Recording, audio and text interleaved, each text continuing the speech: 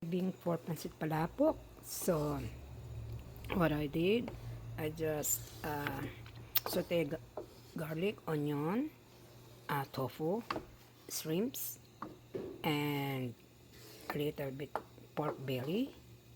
Then add patis. After that is i-mix nyo sabaw na ninyo yung sabaw ng shrimps. That's it. Pakuluan lang and then lagyan ng cornstarch. So ito na po ang aking, this is my pancit palabok sauce. So now, yan, lots of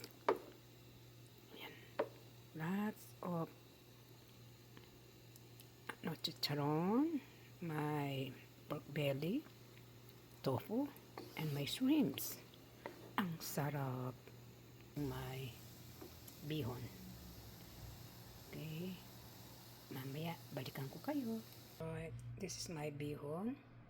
Lagyan na po natin ng sauce. Oh, look at that.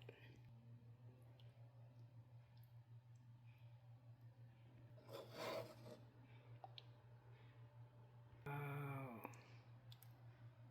Look at that sauce, so creamy. Add more sauce. Masarap yung masabaw, masos. Add more. Wow. Nako. Okay. Maglagay po tayo ng fried tinapa. Tinapa flakes. Right? More chicharon. Onion leeks. Ganda. Napasobra yata ang sauce ko. Pero masarap ang maraming sauce. Plus, calamansi. Wow. Let's eat. Forgot my itlog. My egg. Wow. Ako, so yummy. Kain na. Kain na.